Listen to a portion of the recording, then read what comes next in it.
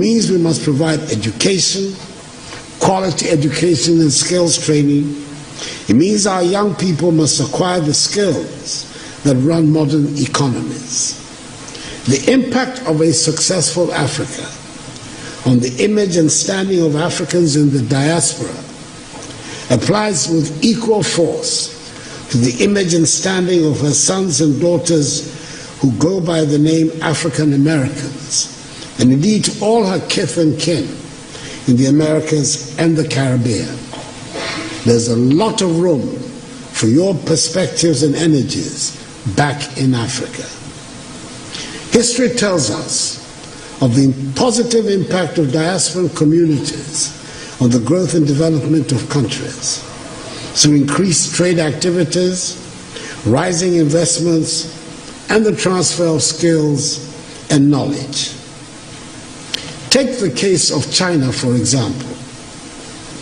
With an emigre population of some 60 million, the Chinese diaspora is said to be the 25th largest country in the world, who, according to the Nikkei Asian Review, own assets worth 2.5 trillion United States dollars.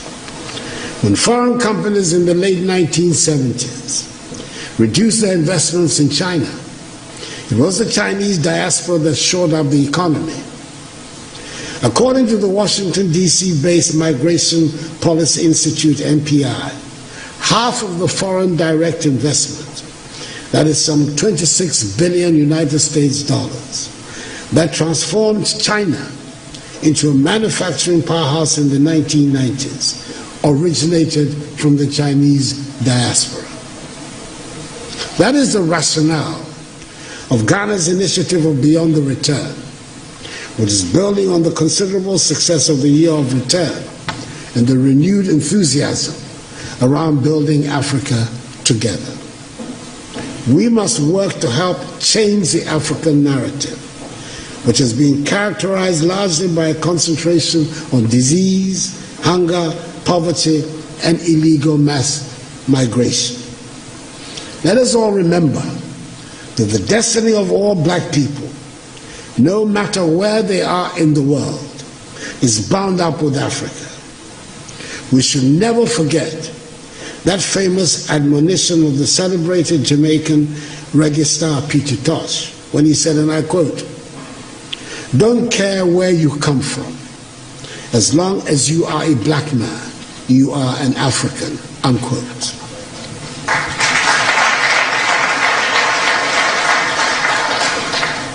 We must help make Africa the place for investment, progress, and prosperity, and not from where our youth flee in the hope of accessing the mirage of a better life in Europe, Asia, or the Americas. That is what the Beyond the Return seeks to do, so we can derive maximum dividends from our relations with the diaspora in mutually beneficial cooperation and as partners for shared growth and development. The second half of the 20th century witnessed a great blow for human progress and freedom when the African peoples, in the wake of Ghana's shining example, liberated themselves from the colonial and imperialist yoke and the racist ideology of apartheid and emerged as free, independent peoples to construct new nations of hope and advancement.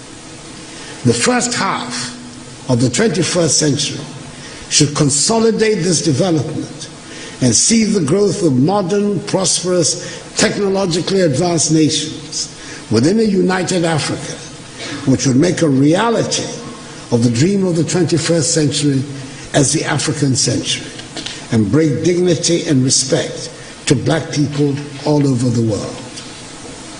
We've done enough talking, and dare I say we've had enough conferences and workshops.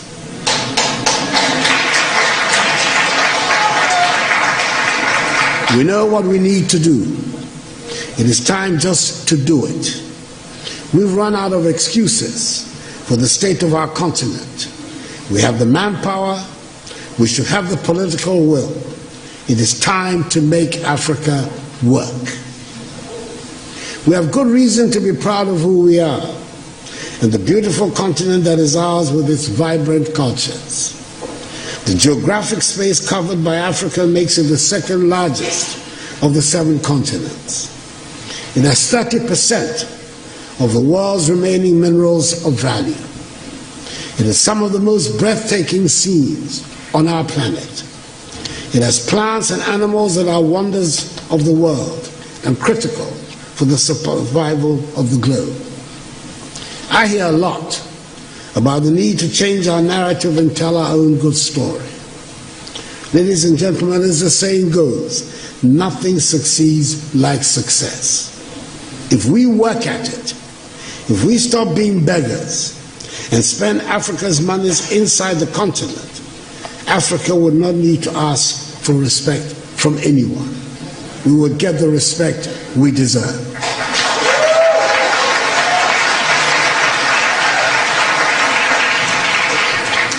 Over 30 years ago, one of America's most prestigious Ivy League universities offered a course in Mandarin, which for years had virtually no takers. Today, there is standing room only. And it is not because the course is any easier. It is because the position of China has changed.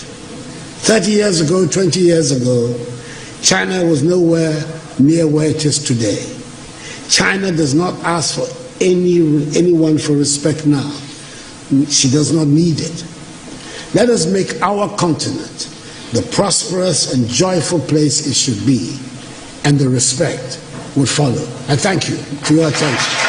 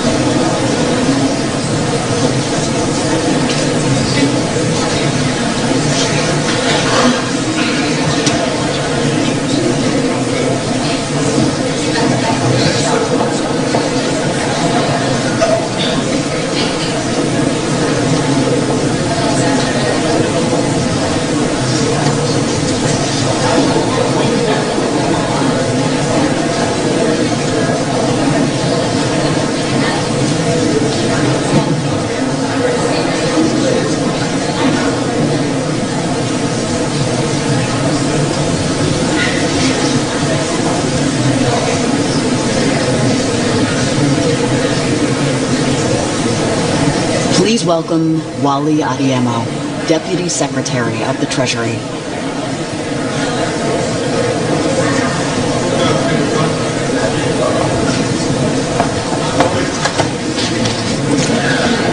Thank you all so much for joining us today. And as they mentioned, my name is YALI Adeyemo, and I am the Deputy Secretary of the Treasury. And I want to thank the President of Ghana for being here today and for his efforts to strengthen the African diaspora community. The success of Ghana's Year of the Return in 2019 is an inspiring example of how to draw on the United States' large and engaged diaspora communities to build closer ties between Ghana, Africa, more broadly, and the United States. For me, a number of my friends had an opportunity to go to the continent for the first time during the year of the return, and to think about their role and their relationship with the continent that we have all come from.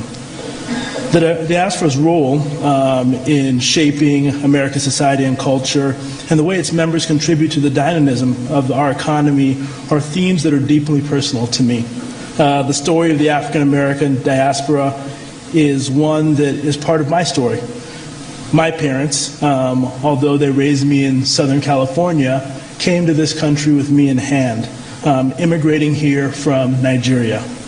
I know firsthand a few Nigerians in the crowd, and while they brought me from Nigeria, like many African stories, they touched on many different countries in their journey in Africa. Growing up in Ghana, oftentimes in our house, we had kenke for dinner at the same time that you would have foods from Nigeria. So it spoke to the diversity of experiences that Africans bring to this country all the time.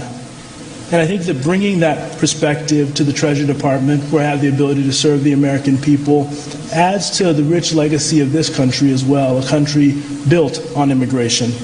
And the contributions the members of the diaspora make here, big and small, matter greatly to the United States economy and to our culture. But the diaspora also contributes to Africa. Brookings study estimates the diaspora last year contributed $46 billion in remittances to Africa. And beyond the economic contributions, the people-to-people engagements creates ties that imbued this country and Africa with deep knowledge and a shared sense of common aspiration. Strengthening this community at forums like this one allows us to cement and deepen the ties. In doing so, we exchange openly and freely about challenges, and I'm aware of the multiple shocks African countries face today, and it's something that we should speak about openly and transparently. As all of you know, I am not the most senior person to serve in the U.S. government from the African diaspora. I had an opportunity to work for President Obama, both in his administration but also helping to run his foundation. And part of what all of us know as young leaders in the African diaspora, and I consider myself part of this community, is that critical to our abilities to succeed is being able to see ourselves in leaders who have come before us, finding the type of mentors and examples that have blazed a path for us. And today I have the ability to introduce one of those mentors for me, one of those leaders who have blazed a path that has allowed me to be in the role that I'm in today, and that is Vice President of the United States, Kamala Harris.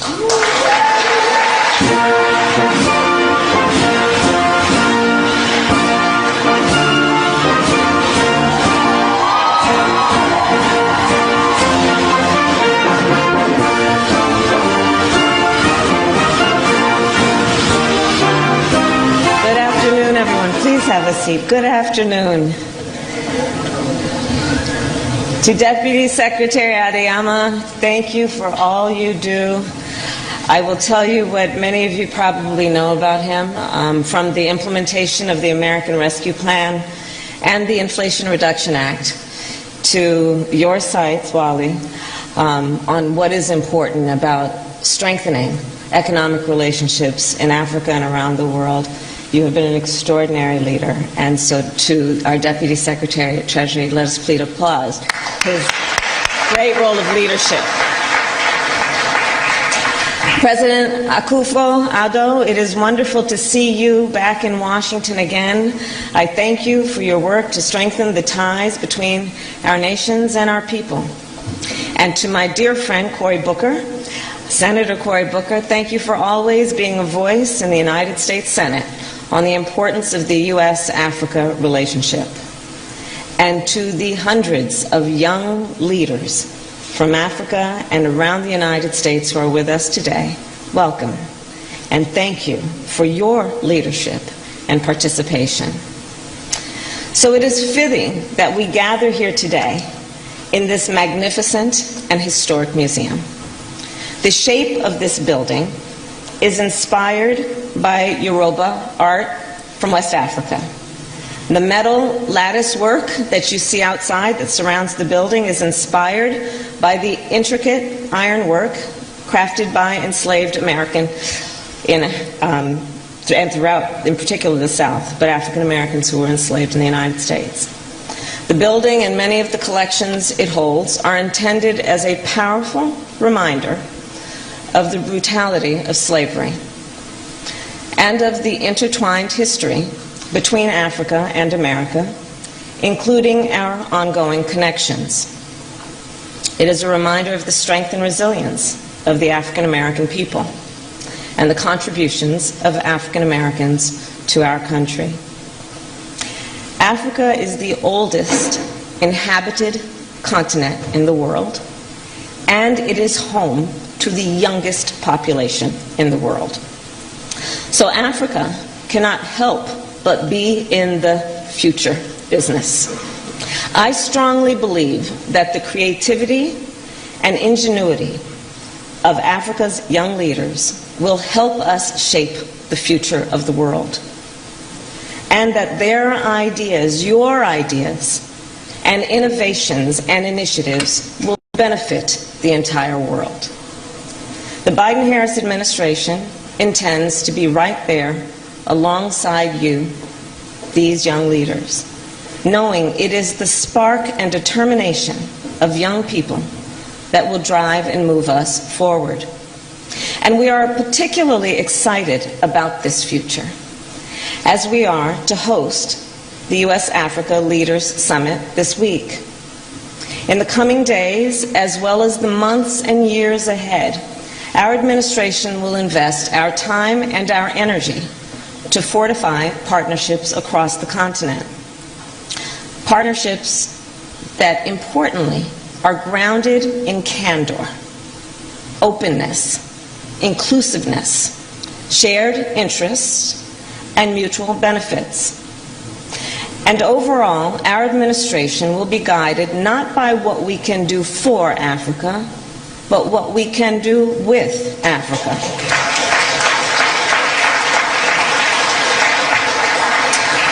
In recent decades, the United States and African countries have worked together to spur economic growth and expand trade capacity across the continent. We have worked together to prevent more than 1 billion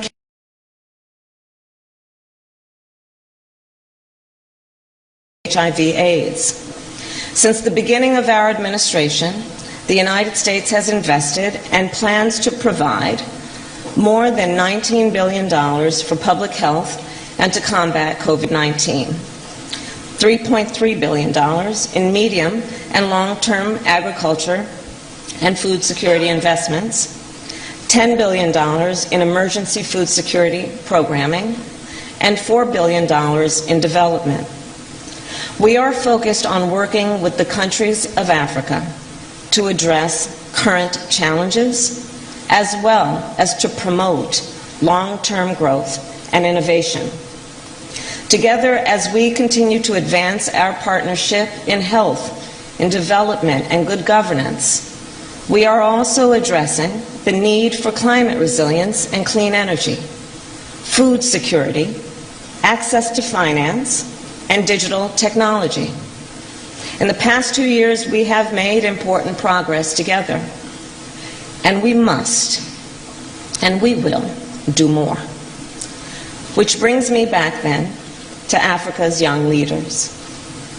Just consider, 60% of the population of Africa is under the age of 25. That is nearly 850 million young people on the continent.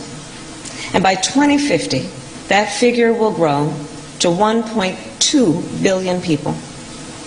1.2 billion young people.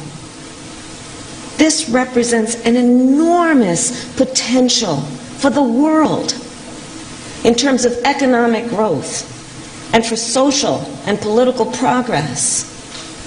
And so within the next 2 years, the Biden-Harris administration would have invested more than $1 billion in education and youth programming in Africa, which will allow us to further our partnership with African academic institutions and the private sector on education and research in science, technology, engineering, and math. And it will allow us to expand our signature program for African youth, the Young African Leaders Initiative, also known as YALI.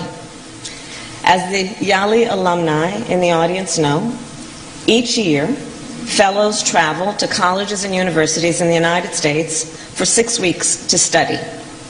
They study business, civic engagement, or public management. We also developed YALI regional leadership centers to provide a similar experience at higher education institutions in Ghana, Kenya, Senegal, and South Africa. Through these experiences, these leaders join a continent-wide network of young leaders. Currently, more than 640,000 young Africans participate in the YALI network. In fact, today, yes, and today I actually met with some of the distinguished alumni, including a young woman who has worked to provide access to clean water for rural communities in Benin. I have met with Cecilia from Zambia, who is a social work student and created projects that provide leadership training to more than 1,000 young people a week. And Ian, who created an organization in Tanzania that uses animation, comics, and radio stories to encourage young people to participate in social change. And to build on these successes, it is now my great pleasure to launch the next phase of YALI, a new investment of $100 million with which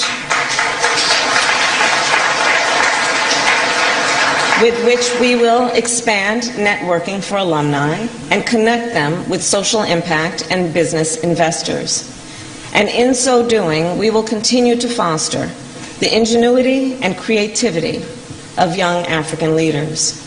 These young leaders, the majority of whom were born in the 21st century, are coming of age on a continent with a vibrant spirit of entrepreneurship, from the tech hubs of Cairo and Nairobi to the incubators of Accra and Cape Town. African innovation benefits the entire world. Think of the Kenyan innovators who created a local mobile payment system that transformed global payment systems, or the Ethiopian startup that uses artificial intelligence to forecast changing trends in agricultural production and the climate crisis, and now is being used to battle food insecurity around the globe. Or the Nigerian fintech company that created a digital store at the height of the COVID-19 pandemic, which allows small businesses around the world to sell their products online. It is in the spirit of all of that that this week the United States Export-Import Bank is entering into a new memoranda of understanding with entities in sub-Saharan Africa, whereby we will provide more than $1 billion to finance American commercial investment in Africa. This, we know and believe, will create jobs and opportunities in various sectors, and in particular, the renewable energy sector, in agriculture, water and sanitation, and infrastructure. In addition, we will launch the African Women's Trade and Investment Initiative, a new program which will help women across Africa participate in e-commerce and access financing and export markets.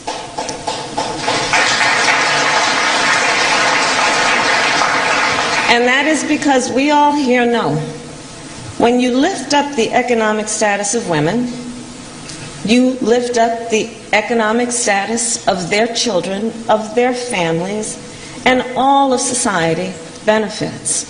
And so we will also then relaunch the African Women Entrepreneurship Program to provide microfinancing to women to support their ambitions and their aspirations. So, for example, Manada Kone, who owns a cashew processing factory in Burkina Faso, is an alumna of this program. She secured a contract as a supplier for Costco. And when she expanded her factory, she hired more women. She then partnered with Costco to invest in training cashew producers in other villages to help them reach the international marketplace. Another alumna of this program is Raela of Ghana. When she graduated from college, she couldn't find a job. So she went into her savings and started to experiment with cosmetics in her kitchen. She ultimately created a line of natural hair and body care products, and she now exports her products to Asia, Europe, and the United States. Her products are actually sold on Etsy and Amazon if you're looking for them. And she continues to provide vocational training to women in rural communities. Because we know that when we invest in populations that have the incredible capacity of these young leaders, they also take it as part of their personal responsibility to build a legacy so others can follow. And with determination and access to finance, ingenuity knows no bounds. So to invest in the future, we must invest in our young people. And to be effective, we must strengthen a broad coalition between government and community leaders, philanthropic leaders, business leaders, and young leaders. And of course, with the African diaspora, so richly represented in this room. Today, President Biden will sign an executive order to create the President's Advisory Council on African Diaspora Engagement in the United States.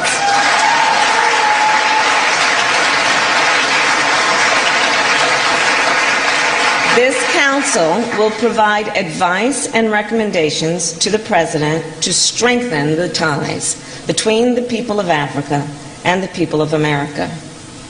By working together, we can unlock growth and opportunity that far exceeds what any of us can achieve alone. But we must invest in this coalition.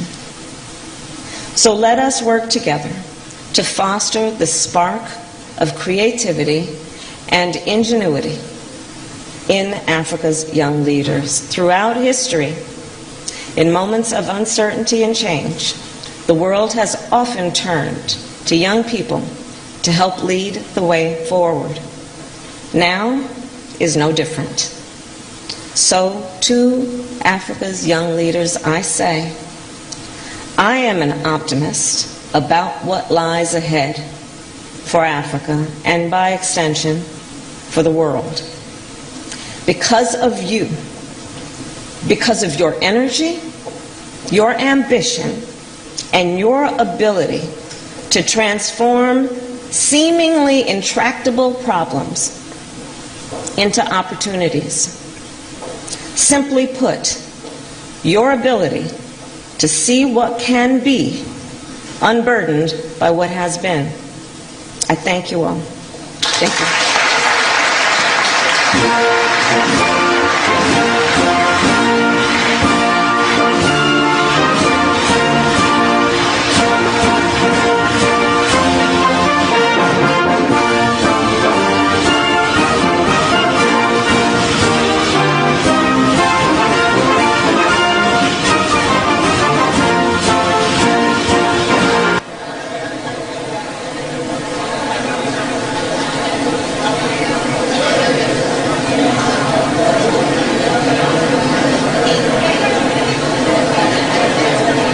Distinguished guests, please take your seats and silence your mobile phones. The program will begin momentarily. Distinguished guests, please take your seats and silence your mobile phones. The program will begin momentarily.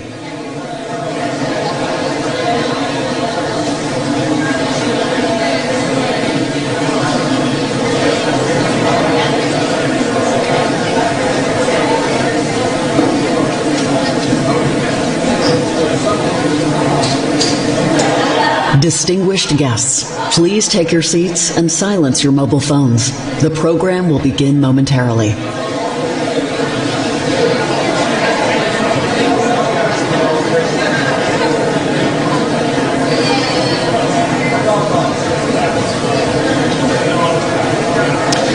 Good afternoon, everyone. Good afternoon. Thank you. Thank you. So we'll be continuing with our program momentarily. If you would like to just take a moment to take a seat, we have a video that's upcoming. Thank you so much to everyone who has been enjoying these robust conversations throughout the day. We look forward to continuing with the breakout sessions after this session concludes. So for those of you who were in those various breakout sessions, you will return to the breakout sessions for the second half as soon as we conclude this session. So if you want to take a beat, you will have an opportunity very shortly to transition out, to take a quick break, and also to continue the conversations. Thank you so much. Please be seated.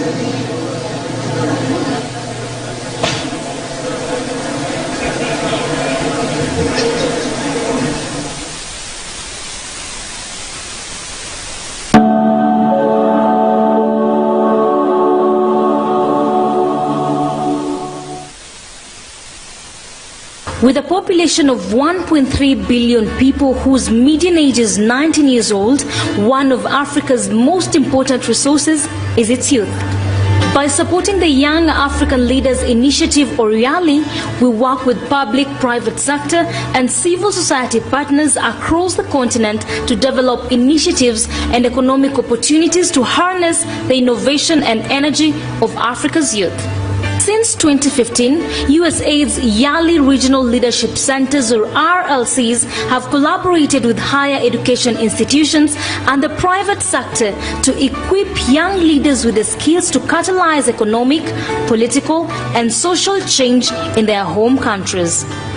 The 4 YALI RLCs located at higher education institutions in Ghana, Senegal, Kenya, and South Africa offer experiential leadership training programs to young leaders aged 18 to 35 years in 3 tracks: business and entrepreneurship, public management, and civic leadership. By leveraging resources from the private sector, including U.S. and African companies, the RLCs have graduated more than 22,000 leaders.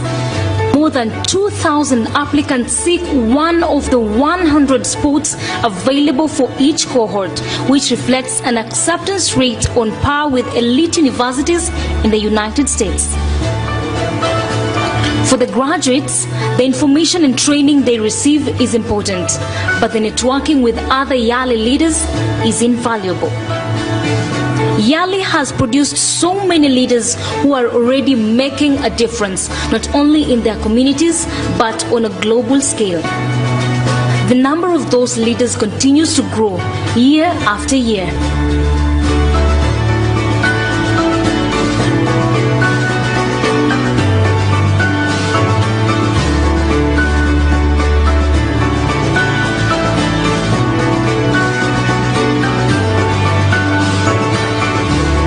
As a legacy program for the United States government, YALI is an investment in the continent's youth. YALI alumni are the change makers on the continent, and we are proud to support and partner with them as they design their futures.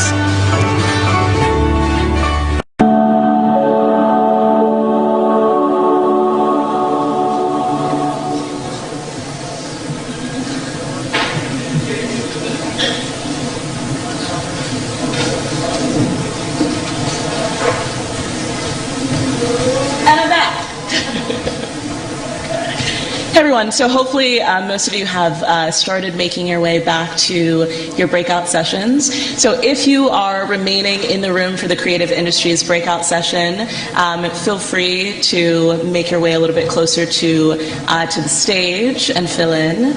If you are making your way to the higher education and workforce development or the environmental equity breakout sessions, please do transition to the second floor. So far, we've had a really, really good program. I'm really excited that all of you are here and enjoying, and we're looking forward to many more interactive moments throughout the day. Thanks so much.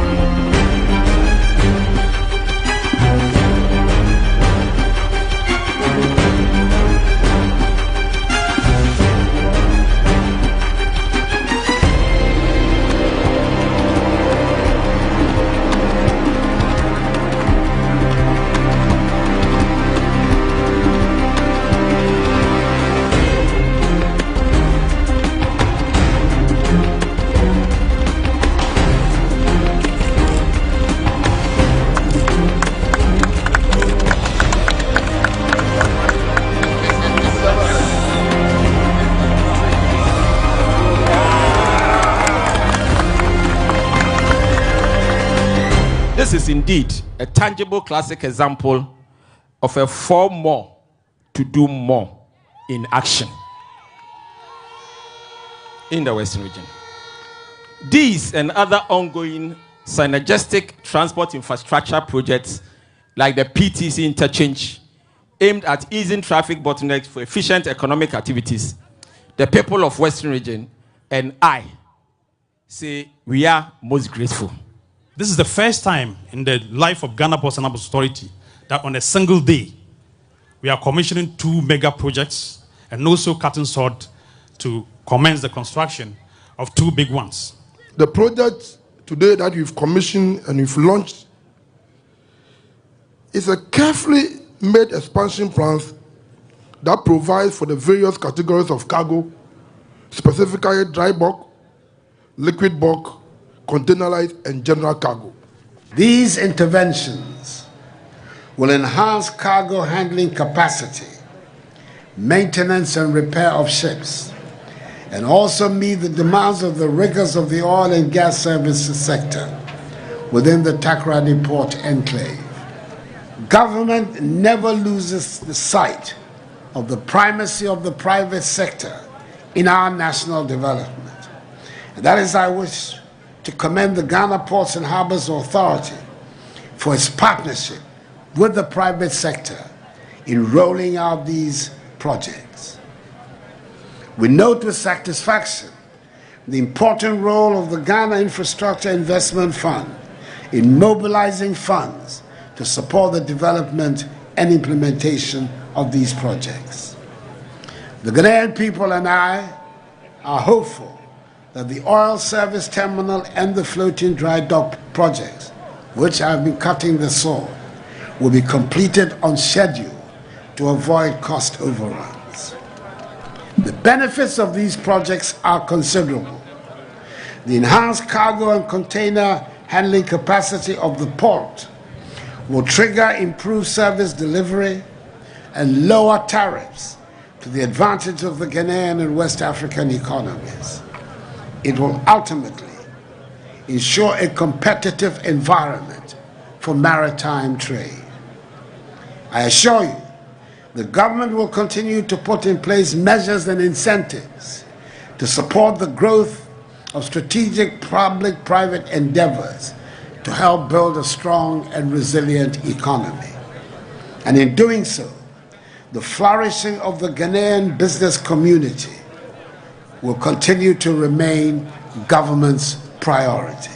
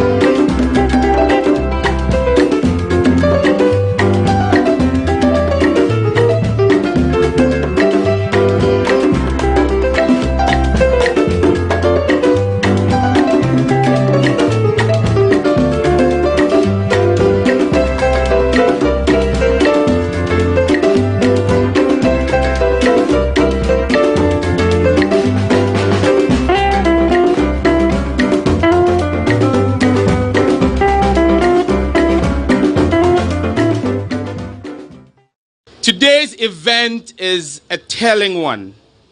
It is testament to what our collectiveness as a Ghanaian people and our resolve as one nation can achieve, irrespective of our partisan political differences.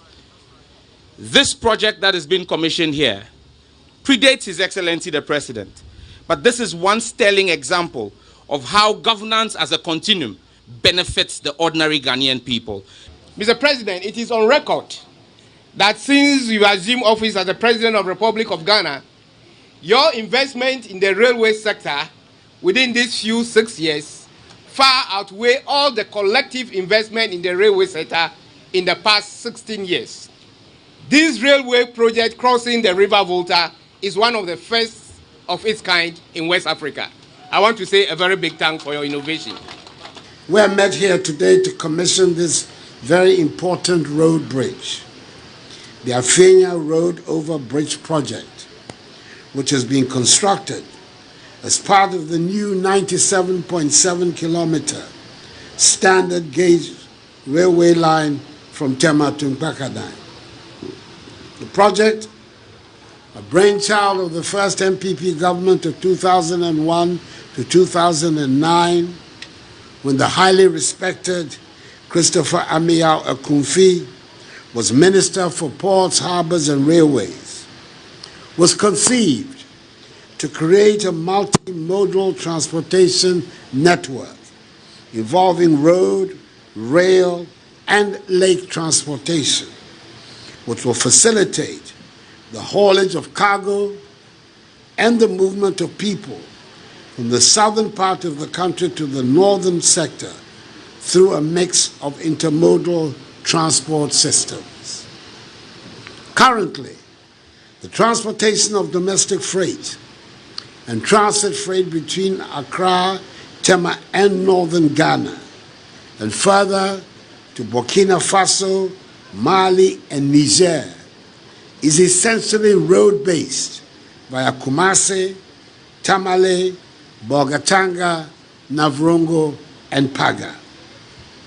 This over-dependency on our road network, coupled with the lack of other transport alternatives, particularly between Accra and Kumasi, has resulted in congestion, rapid deterioration of roads, and increases in road accidents. The project will address the imbalance between transport modes for long-distance transit and domestic freight movements from Accra, Tema, northwards, and vice versa, using the Volta Lake transport system. In particular, existing port operations at the Tema port will be improved, resulting in reduced vessel waiting time, container dwelling time, which will improve the competitiveness of the port, as well as lead to reduction in freight transport costs and enhance safety. Transporting freight and transit cargo via the lake transport system reduce cost of shipment and, by extension, reduce the cost of doing business in Ghana. Not only will it increase transit cargo volumes through the lake, but will also expand domestic shipments to and from the lake, and will serve as a boost for agricultural enterprises within the environs of the lake.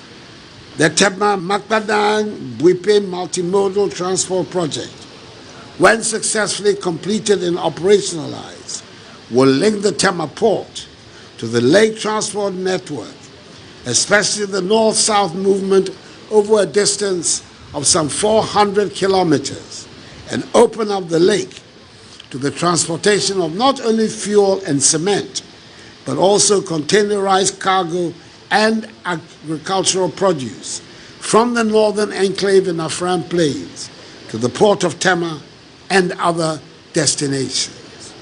Other economic benefits of the project include: 1. Reduction of pressure on the road network, including the Eastern Corridor roads, which are under vigorous construction, thereby reducing their early deterioration and increasing their service lifespan. 2. Minimization of the cost of transportation of bulk commodities, containers, and agricultural produce to the ports and other destinations. 3. Provision of affordable, reliable, and alternative means of transport for passengers who are not served by the road transport system along the corridor. And 4. Construction, operation, and maintenance works of the railway infrastructure, which will provide direct and indirect employment to a significant number of Ghanaians.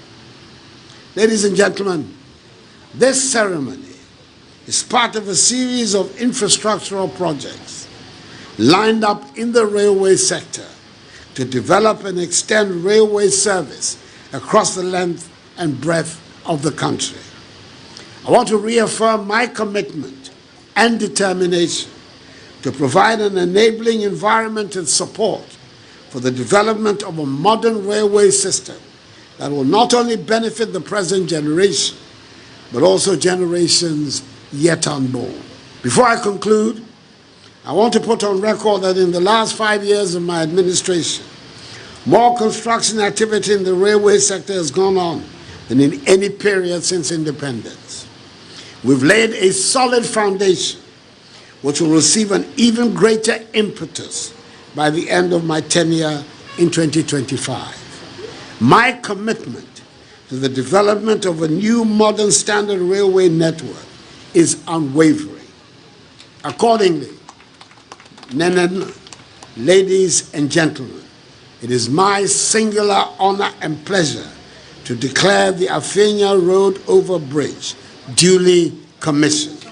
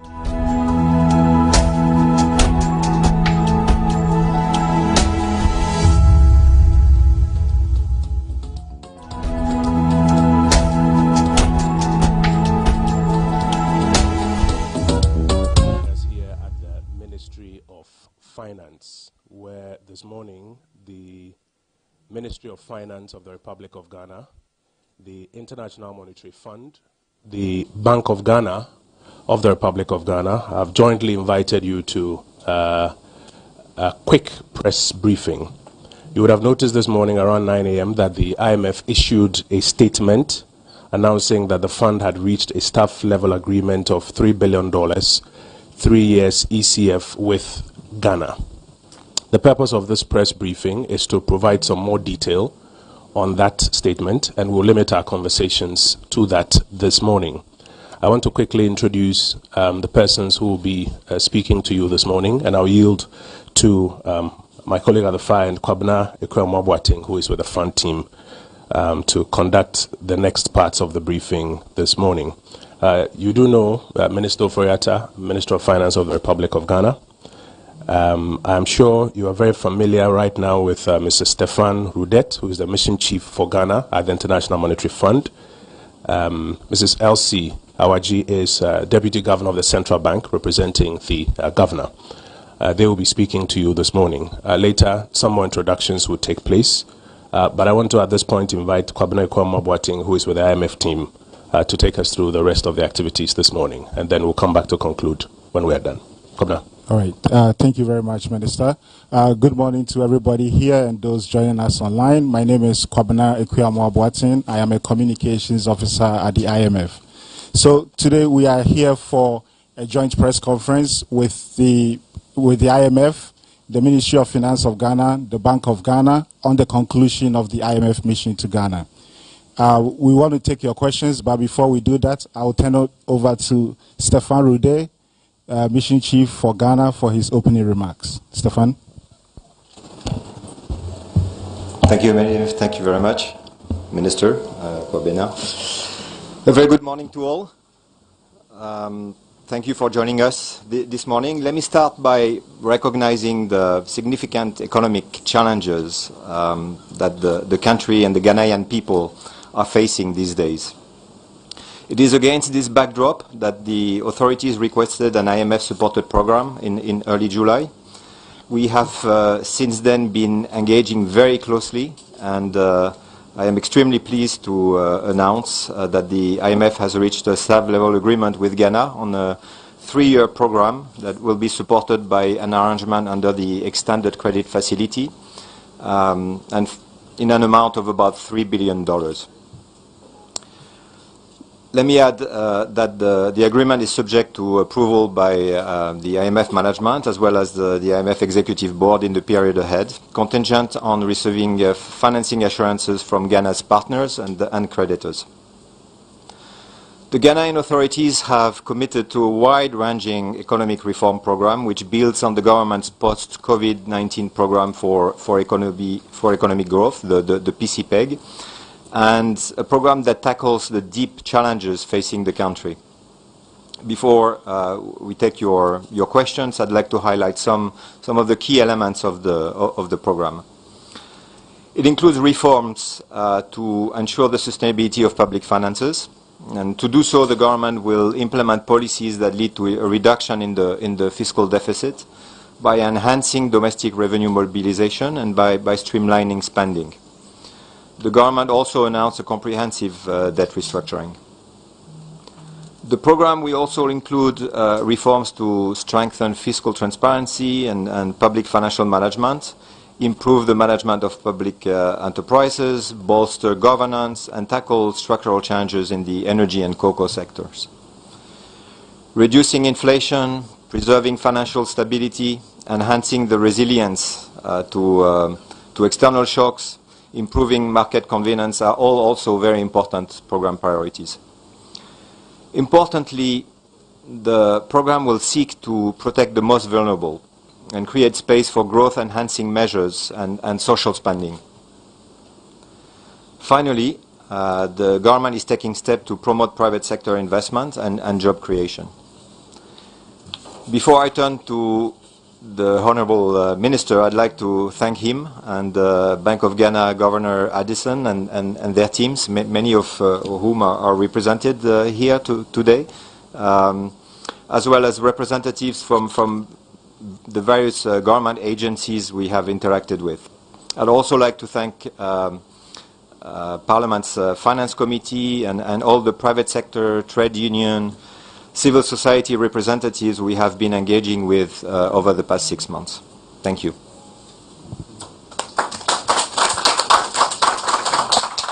Thank you very much, Stefan. Now we turn it over to Minister Ofori-Atta. Good morning. Good morning. Well, thank you very much. And Stefan, thank you indeed. Minister Elsie, thank you. So let's really first thank God for providing the needed guidance to the government and the fund to get us where we are today. I'd like to thank the President and the Vice President for their leadership and direction and encouragement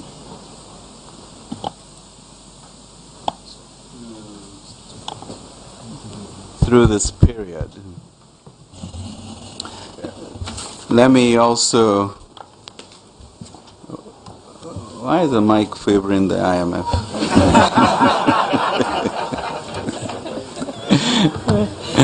Thank you, Stefan. But let me truly express appreciation to the IMF in general, and in particular to the IMF Managing Director and Management, Stefan, IMF Mission Chief to Ghana, Leo Medini, and the indomitable spirit of the team that's been with us throughout. Because their commitment to Ghana during these challenging times has really been heartwarming. And truly, I thank you for your leadership, Stefan. In addition, I also like to express deep appreciation to key stakeholders. Stefan mentioned a few of them, including Cabinet, Parliament, the faith-based organizations, the CSOs, members of academia, for their invaluable contribution to the preparation of the post-COVID-19 program for economic growth, the PCPEG, which has underpinned the IMF program negotiations. And last but not the least, express my sincere appreciation to Governor Addison and the leadership of Elsie and Maxwell and the team that works with him. It's been a collaboration that truly, I think all of our staff have appreciated what we can do when we speak the same language and work, in the same direction. Sacrifice during this period, and the entire process has been really ennobling in a sense. So to give you a bit of a context, a lot of work indeed has gone on behind the scenes for, I guess, 5 to 6 months when government formally announced its intention to engage the fund for a supported program to enable us reach a staff-level agreement before year end, which looked like an impossible task. Because as Stefan mentioned, these are really grave times in a very difficult economic environment. But this now, today, paves the way for the IMF's management and executive board to approve Ghana's program request early, hopefully next year. Since the announcement on 1st July 2022 to formally engage IMF for an IMF-supported program, there have been 3 rounds of negotiations with the IMF interspersed with a number of virtual meetings in between to ensure both the government of Ghana and the IMF teams worked around the clock to get the SLA by end December 2022. In fact, I think Stefan and I talked about it, that it wasn't a mission visit per se, because the mission was on from July 1st to now. And that really, thank you guys for that commitment. Against the backdrop of the staff programs, let's be clear that we are, Ghana, indeed blessed to conclude this SLA within this period. So in recent times, this is quite historic in terms of the speed in which we have come to this. And if we look also at the path that Zambia, Chad, and Ethiopia have gone to, we can see that this is quite a miracle in its making, and really to thank the fund for the commitment and dedication that have come through this. So the government and IMF teams, have really sacrificed to be here, and the team behind all of this, the staff, once again, at BOG and the staff at the Ministry of Finance under the leadership of Patrick Nomo has been phenomenal, and we thank them for this. Key to this has also been our 2 deputies, Abner and John, and also Charles, who left us. Just lots of work has gone into this. So the key deliverables over the period include the preparation of the PCPEC program, medium-term macroeconomic framework, debt sustainability analysis and debt management strategy, structural reforms to address structural bottlenecks, improve competitiveness and promote efficiency and effectiveness, a memorandum of economic and financial policies, and an agreement on prior actions which are expected to be completed before the fund goes to the board. All of this indicate that Ghana stands ready to complete all the prior actions before this is successfully done, certainly within the first quarter of next year, looking at the end of January, if we can push it as we have done this one. So we are committed to the program as a whole, and we will do our part to make it happen. The SLA is only one aspect of the approval process.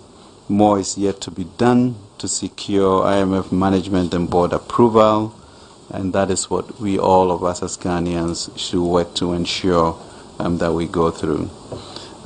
Key fiscal measures, structural reforms, and the medium-term macro-fiscal framework in the 2023 budget are aligned with the IMF-supported program.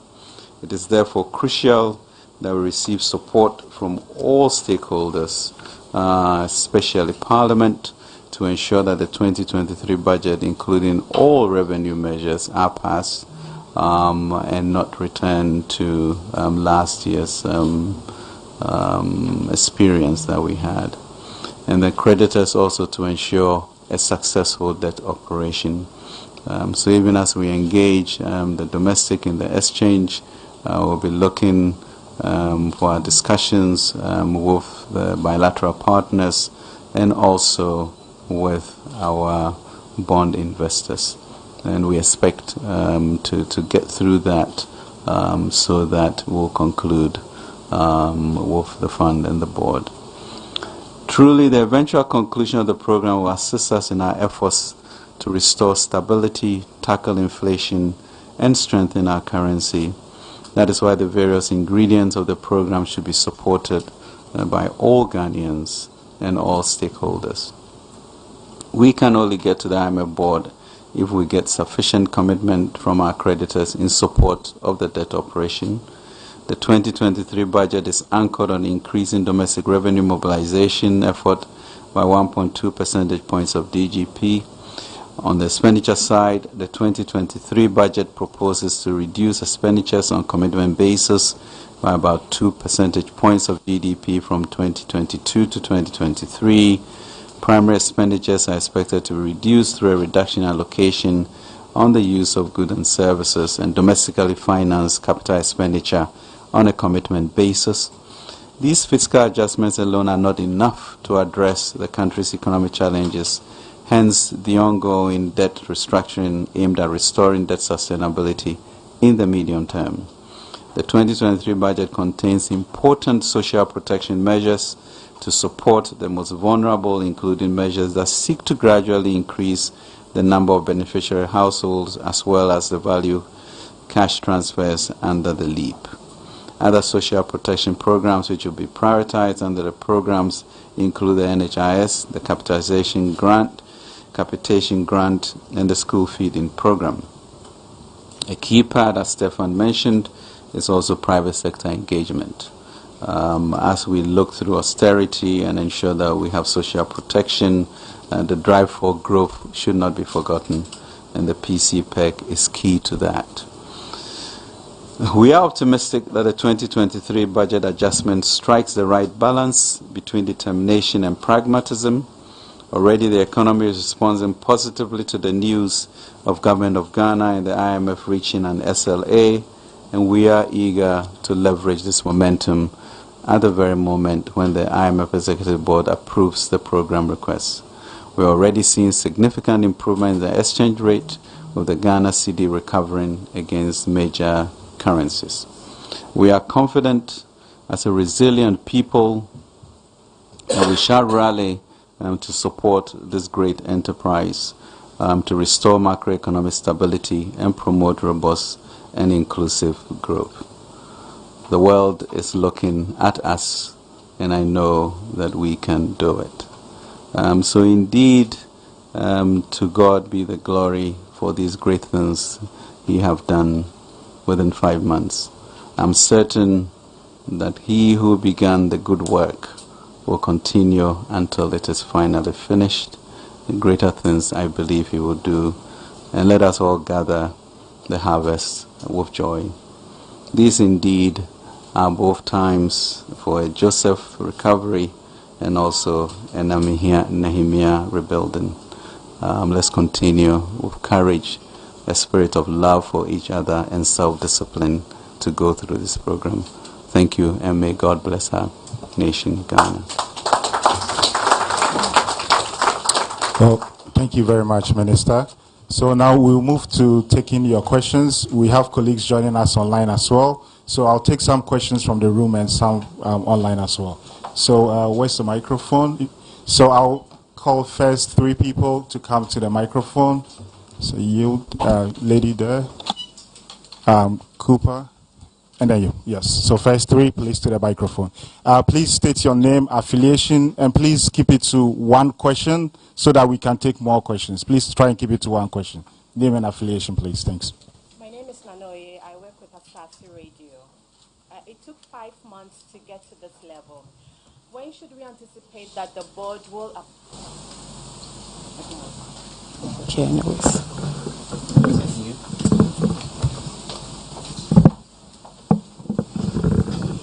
Okay. All right. My name is Nanoye Ankra. I work with Asasi Radio. It took 5 months for us to get to this level. When should we anticipate that the board will approve this deal? And I want to know how long it would take after that for the money to hit Ghana's account. I wish I had an opportunity for another question. But... All right. Thank you very much. So, hello. My name is Joshua from the Business and Financial Times. I want to find out how concerned is the fund with regards to resistance that which the domestic debt exchange has faced currently, and how critical is it in terms of the approval from the management and the executive board? Thank you. All right, thank you, Joshua. Hi, Cooper Invin from Reuters. Could we get a firmer date on when we might expect a external debt restructuring? Thanks. All right, thank you. So we have a question on how long it will take for the board to approve, when to expect an approval and the money to hit the account, when to expect external restructuring, and then whether Ghana is concerned about, whether the IMF is concerned about how the debt restructuring is going. So maybe, Stefan, you can take the two questions about when to expect an approval and the debt restructuring. Thank you. So let me tackle first the first question on in terms of the timeline for consideration by our executive board of Ghana's program request. As I mentioned at the beginning in my introductory remarks, what is necessary for us to be able to present that program request to the board is assurances from Ghana's partners and Ghana's creditors that one, the program is fully financed. In other words, the financial support that will be provided to the authorities during the program period is sufficient to finance the program. And two, that the program taken together, the fiscal consolidation path, the comprehensive debt restructuring that the authorities have launched will be sufficient to reestablish debt sustainability. And so as soon as we have assurances from creditors that this will be the case, when sufficient progress has been made on that front, we will be able to present the program to our board. And as to the follow-up question that you had on when the money would hit Ghana's accounts, that would happen very, very shortly after the program has been approved by the board. There were a couple of questions on that issue, so maybe I can just say a couple of words before I turn to the Honourable Minister regarding the issues related to the debt restructuring. I would like just to clarify a few issues. What is very important for the IMF is that the government strategy as a whole be sufficient to put debt on a sustainable path and to bring debt sustainability over the medium term. This is really the overarching goal of one of the overarching goals of the program. Now, when it comes to the specifics of the government's debt restructuring strategy, when it comes to, for example, the perimeter of the debt restructuring, which debt would be included or not included, when it comes to the parameters of the debt restructuring, in other words, what type of relief would be sought from one type of creditors or another, and when it comes to engagement between the government and the creditors, all of that are very much sovereign decisions, and they are very much for the government to decide on in collaboration with their financial and legal advisors. Thanks, Stefan. Minister, do you want to take the question on external debt? Yeah, thank you. Stefan leaves the difficult questions, but at least I've learned two things: the parameters, and then what will be the third one? So yes, I mean, I think the parameters are clear to us with regards to where the landing zone should be, and those are the bookends that we are talking about: 55%. Debt to GDP, and then 18%, 18% external debt service over revenue. So those become the bookends that we work with, and within there will then be the parameters as we have outlined in our domestic exchange program, and therefore also continuing with that, with the externals. We hope that, we've been having discussions, but maybe formalized discussions going through beginning, this week also. So that's the trajectory that we are looking at. But I think for all of these three partners with the debt operations, is really the lift that we have of this SLA, and therefore all of us doing our part to make sure that this confidence is built on, and we move on to create the macro stability, and that will then ensure that we all participate in a much stronger Ghana.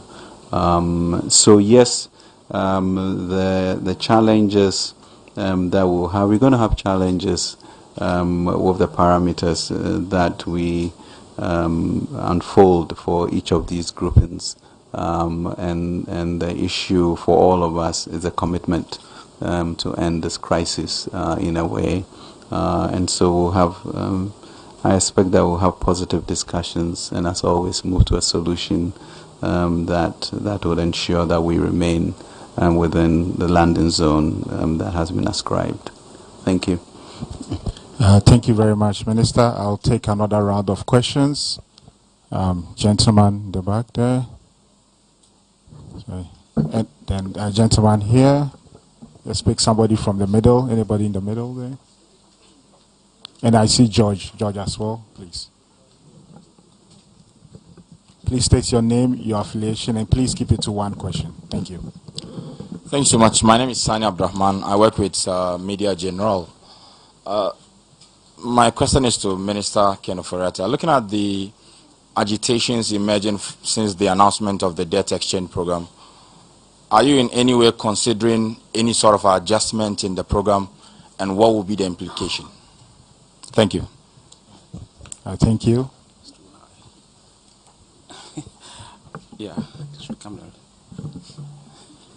Okay.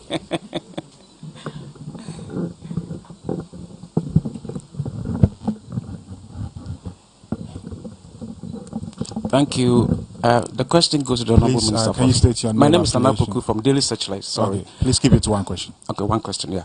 Honorable Minister, yesterday the TUC had a press conference, and they did indicate that they are not going to ascribe or subscribe to, one, the pension funds mustn't be touched by government whatsoever.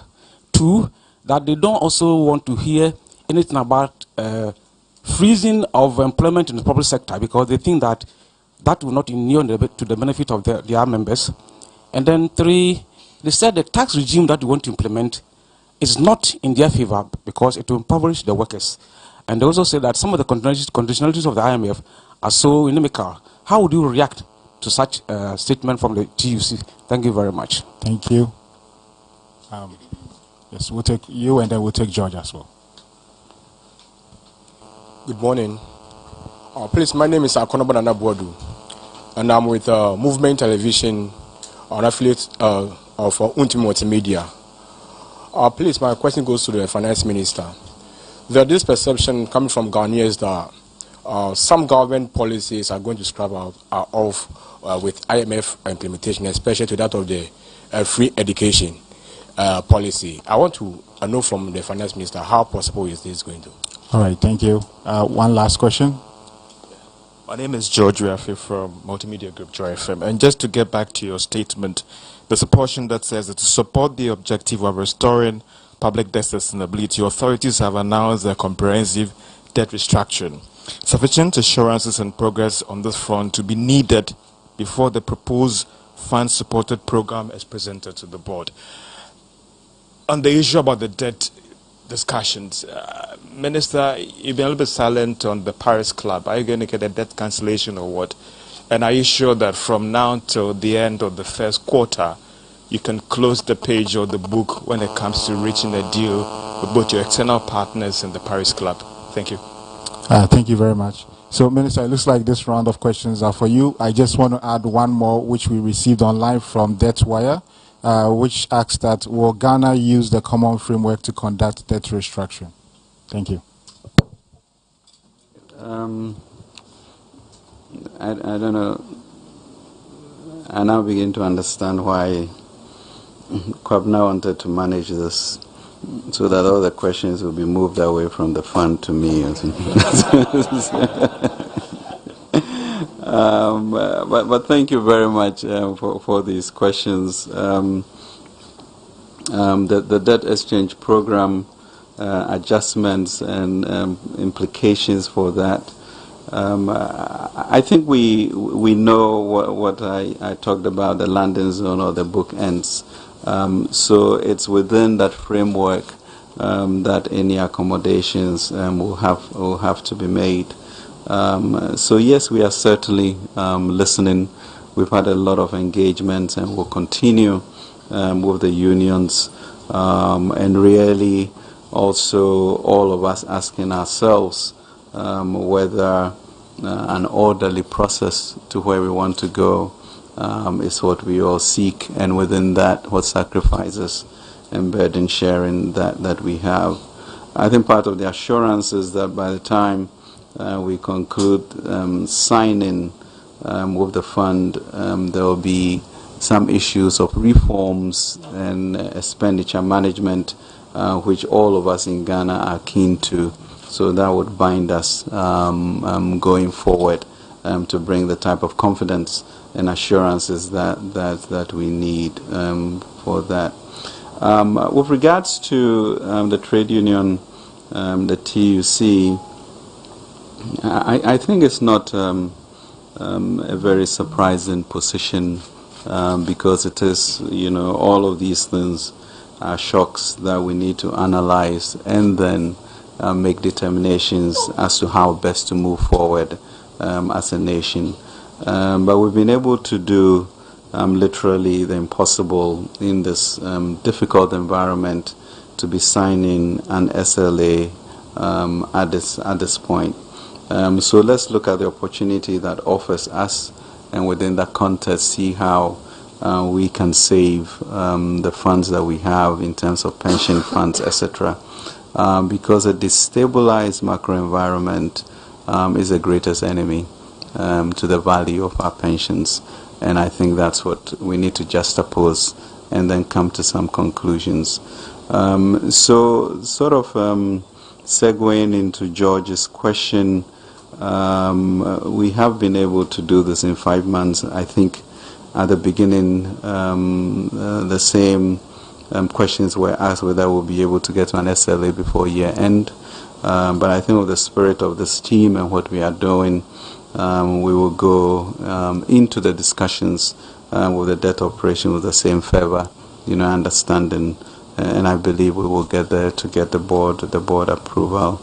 Common framework, as we all know, has been plagued with a lot of difficulties, and I think the Paris Club, everybody has learned from it.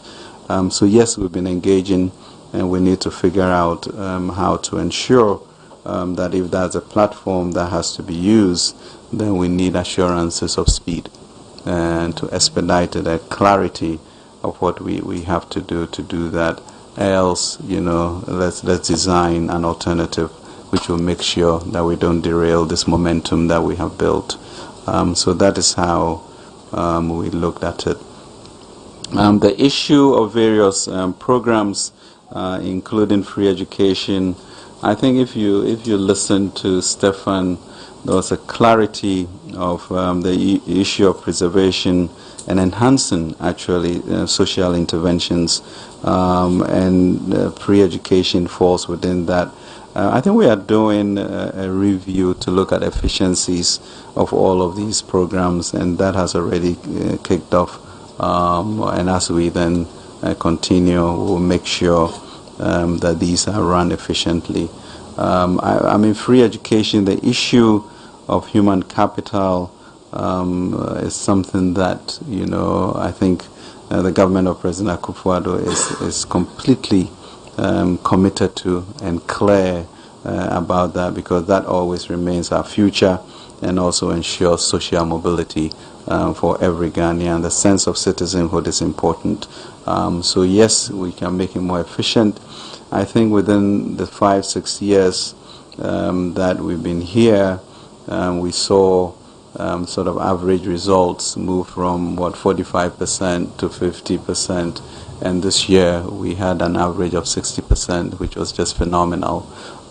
So the resources are being deployed to some 1.4 million people, which secures our future, and there's nothing better than that. So I'm not sure anybody should worry about that going forward. Thank you very much indeed. I hope I covered all. Yes, indeed. So I will now take some questions online, and then I'll come back to the room. We've received questions from Gabriel Steinhauser, Wall Street Journal, and then Laura from Debt Wire. Gabriel wants to know from Stefan, what's your assessment of the maximum debt service, maximum ratio of debt service of revenue Ghana can carry? And then also wants to know whether Ghana's plan, or it's been muted that Ghana wants to pursue a 30% haircut on dollar-denominated debt. Is that in line with the fund's assessment of debt sustainability? And does it take into account structural reforms which are part of the program? And then Laura also wants to know whether the 55% debt to GDP and the 18% debt service will be after the program or is within the program period. Thank you.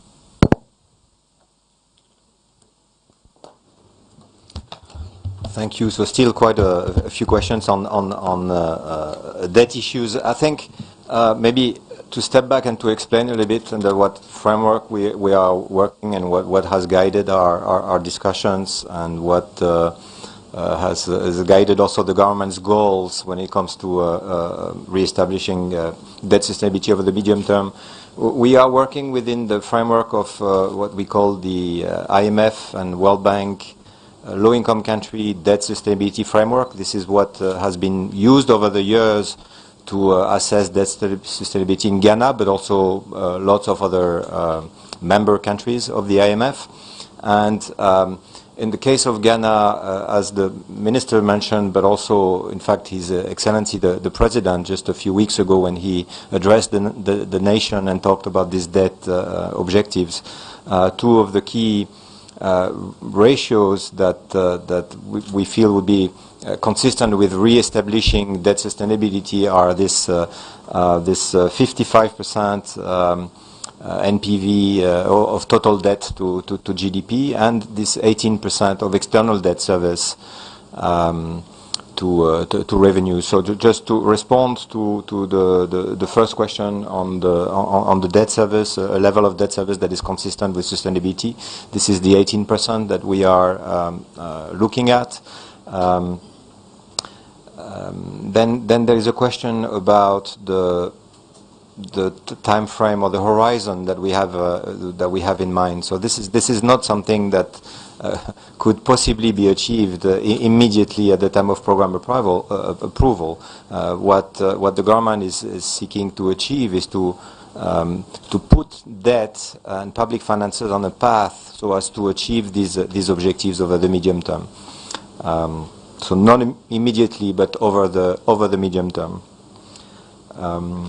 Did I respond to all questions? No, there was also the question about the speculations in the press as to the haircuts on external debt. I would just go back to refer you again to what I mentioned in my the response to a previous question. anything that has to do with the perimeter of the debt restructuring, of the government's debt restructuring strategy, the specific parameters and interactions with the various groups of creditors and the government, all of these are really sovereign decisions, and for the government to decide on in collaboration with their advisors. Thank you, Stefan. We'll take another round of questions. So let me start from there, gentleman there. Somebody from the middle, lady in the back, orange. And then on the far right. Thank you.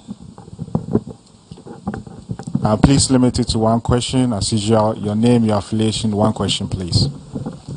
Okay, thank you very much. My name is Adam Kujo. I work with Star FM here in Accra. So this is to the IMF. In your statement, you said you were going to employ a strong reform program that aims at restoring macroeconomic stability and debt sustainability. We've seen a lot of focus on the debt sustainability. When it comes to the micro, there's been a lot of conversation about how much we need to make some expenditure cuts to our budget. My question to the IMF fund is that, looking at government's budget, are you satisfied with the level of cuts? And do you think that some more cuts needs to be done to ensure that we have that macroeconomic stability? And a quick one, please. This will be like the 17th or 18th time the countries come to the fund, and we see we are putting in reforms that will make sure that we have a robust economy. What different thing is happening now to ensure that Ghana will not have to come back here in the next 3 or 4 years seeking some relief from the fund? Thank you. Thank you. Next questioner. Please keep it to one question. My name is Stella Jejom Sugli. I work with Ghana Web. And so my question will have to do with the revenue measures that the government is putting in place to at least hold up before the IMF funding is secured. Because last year we were told that the e-levy was going to generate a lot of revenue, but it faced a lot of resistances and then it was not able to meet the proposed target. So as the VAT that government introduced into the 2023 budget is being debated in Parliament and all of that, how is government going to hold up until we receive funding from the IMF? And a quick one. So there's data that government would have to pay about 3.5 billion in loan repayments and interest in the coming year. And that's a bit higher than the money we are expecting from the IMF. How is government going to be able to do all of that? Thank you. All right, thank you. Hello, good morning. My name is Francis Into. I write for the Ghana News Agency. Since the announcement of the engagement with the IMF, one thing that's come out is that individuals are going to be exempted from any debt sustainability.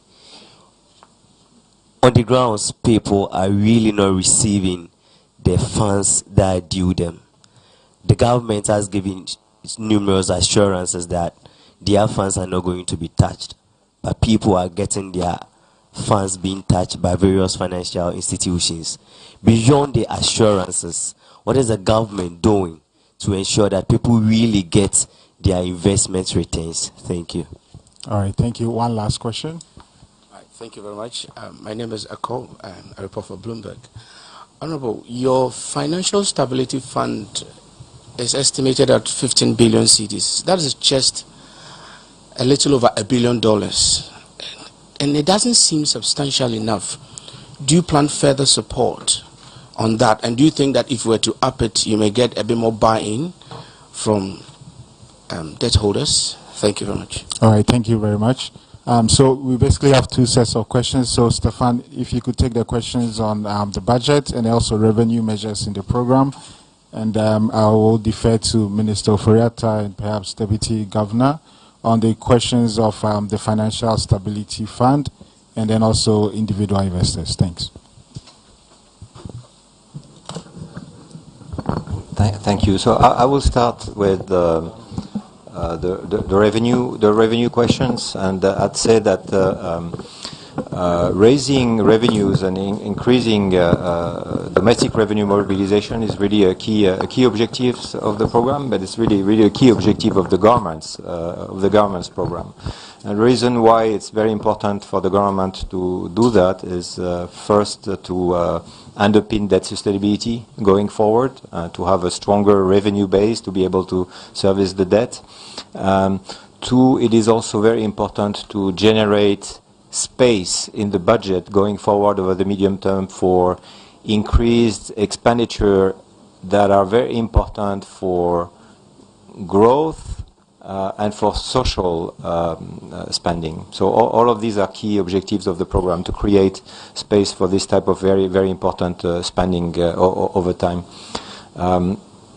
Now, when it comes to the budget has been submitted to Parliament. We were asked about our assessment. Our assessment is pretty much in line with what the Honourable Minister mentioned at the beginning. This is in our view, a very important and very good first step towards the efforts that the government is making in trying to re-establish debt sustainability. And as far as the revenue measures are concerned, of course they are consistent with that objective that I mentioned at the beginning of having the program underpinned by this significant revenue mobilization effort.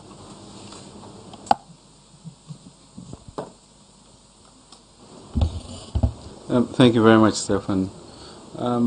I think that going from Carl's question, the Financial Stability Fund, the challenge for most of these funds is to engender confidence, and once you do have the confidence as to where we are going, you don't have people dependent on that fund. But certainly we will stand ready to enhance it as and when it is necessary. But my expectation is that from hence, with the signing of the SLA, we should all kind of rest assured that we are on a path that we can depend on, and therefore the issue of people thinking they need to pick up their money from their investments will not be necessary, as stability will be coming. So yes, if it needs to be enhanced, it will, but I think in Jamaica it was not even taken up at all, even though it brought a sense of confidence to the market. So we expect that. And the key issue about returns on our investment is really in the end macro stability. And that is what we are seeking to achieve, so that we can work together through this. I think the other question on the revenue measures, certainly we all experience the devastating impact of Parliament not approving our measures on time, and the resistance that occurred. We pray that with this work that the executive have done to bring the SLA so quickly to us, will also contribute a bit to make sure that we're on the same page and continue with this sense of stability and confidence that is emerging. So that's that. Thank you. All right. Thank you, Minister. So we'll take one last round of questions, and then we'll close this. That's if we have any questions at all. Oh, we do have questions. Just people who haven't gotten the opportunity to ask questions yet. Yes, you. I'm trying to see those in the back. They also, so they can get opportunity. Gentleman in the back, and then Maxwell. Yes. No, gentleman in the white, and then yes, you can also. So we have 4 questions. Thanks. All right. Please, name, affiliation. Please keep it to 1 question. All right. My name is Mark Byron with UTV. My question goes to the Minister. The issue of fiscal discipline is a major concern for Ghanaians. For them, mostly they think the government has not been good at using the state's money. This $3 billion that is coming, what is assurance that, just as you are saying, is going to turn the economy around. Are we assured of this? Thank you. All right, thank you. Next person. Thank you. My name is Alfredo Kanse. I work with Media General. I want to find out from the minister why the various stakeholders were not engaged before this debt exchange program was launched. That's one of their major concerns. Why this was a surprise to them, first of all. So now that you're going back to them to now consult them after the announcement, how sure are you that they're going to support this? And why are individual bondholders exempted from this program? I want to find out. Thank you. All right, thank you. Next person.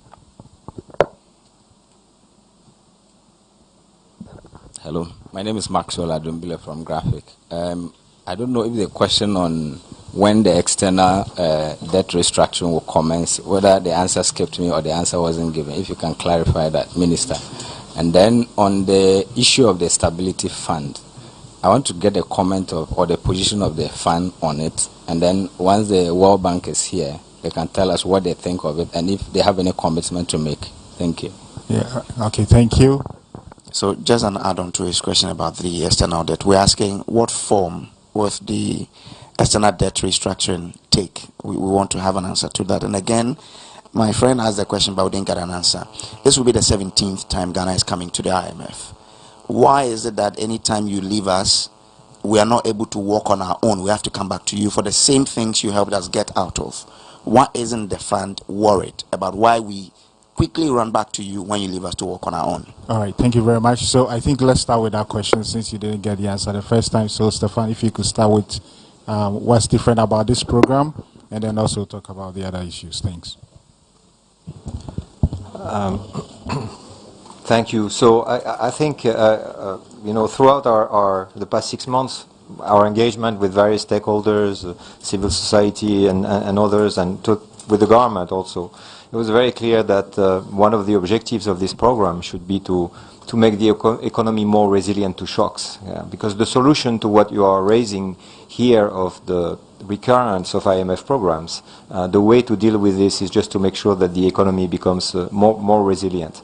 And it is certainly a key objective of the program, and how that would be achieved under the program is by implementing reforms that aim at tackling the underlying structural weaknesses that make the economy less resilient to shock. So this is really a key objective of the program, and this is why I referred to at the beginning in my introductory remarks to a wide-ranging reform program. Just a quick comment. I believe there was a question addressed to us on the Financial Stability Fund and our views on this. We are very supportive of the initiative, of course. The more safety nets there are to preserve financial stability, the better. And so we think it is a very good initiative. And I would like to take that opportunity actually to encourage partners to support the government of Ghana in this endeavor. But another aspect that is important, also related to a previous question, is that this is not the only tool to deal with financial stability, preserve financial stability, and bolster confidence. The regulators also have at their disposal a number of tools that can be deployed, and I would refer you to the statement that the Bank of Ghana has issued last week in this respect. And we are also very supportive of all of these initiatives and policies that are being put in place to mitigate the impact of the domestic debt exchange. All right, thank you, Minister. Thank you very much indeed, and thank you for your questions. I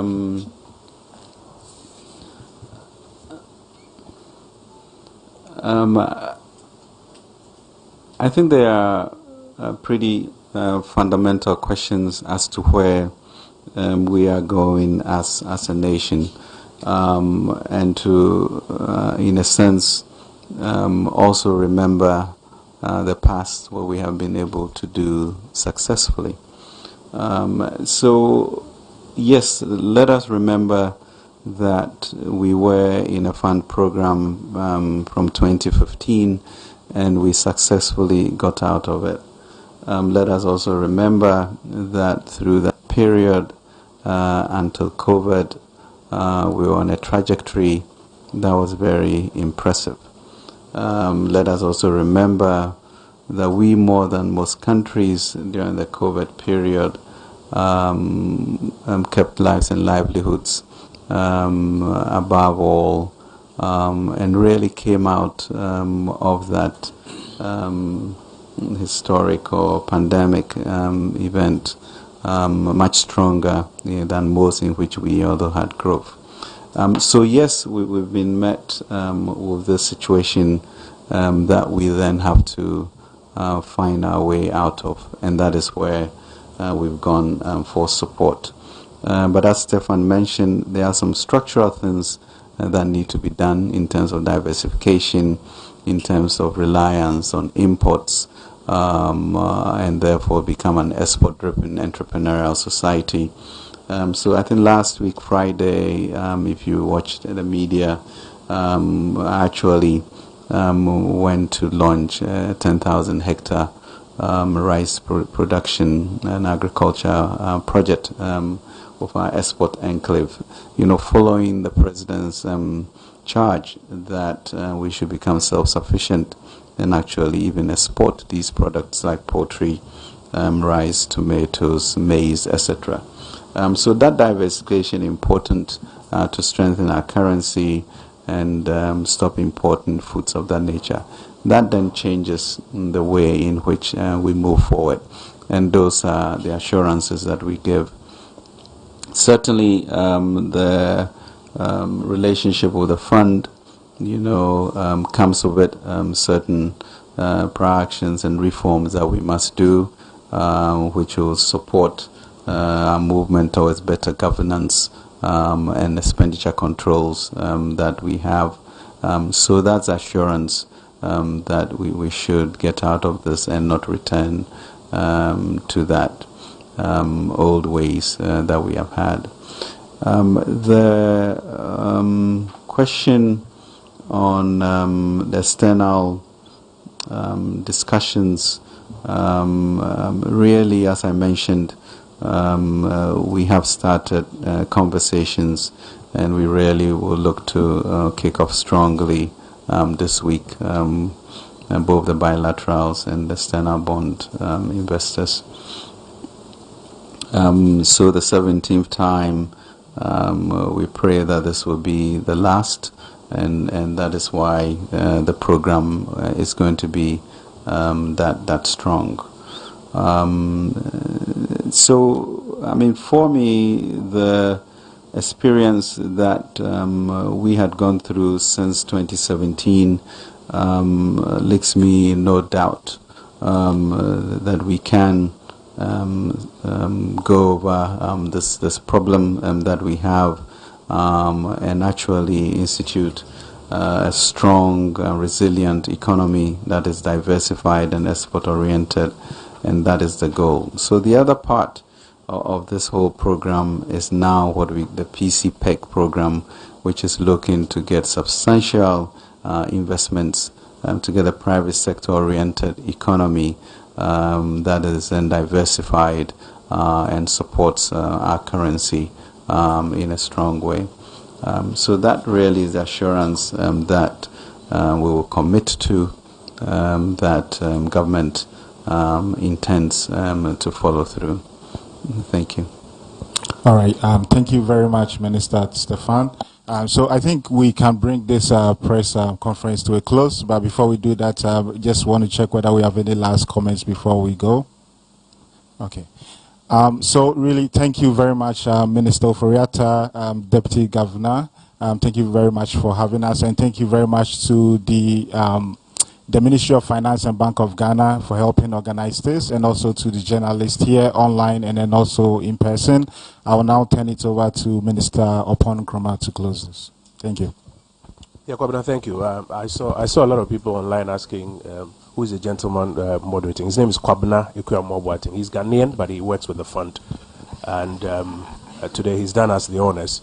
Not much to say, Minister, except to recap the 6 major points that you've been making, yourself and Stefan have been making throughout this morning's engagement. Number 1, the fact that almost 6 months after the initial announcement, we now have secured an SLA with the IMF. Number 2, the fact that this agreement, this SLA, is based on Ghana's PCPEG, Ghana's program. And for colleagues in the media, you recall on the 1st of July when we issued the statement, we said that Ghana had an enhanced domestic program it had drafted, and it was seeking to engage the fund for support of that program. And today, as you have heard, this program is based, or this agreement is based on this program of Ghana. And that's why Stefan keeps making the point that the program is a sovereign program with its own sovereign indicators. They are in to provide some support. And if you read the second paragraph of the IMF statement, they describe it as a strong reform program. I encourage you to read and share the statement with your audiences.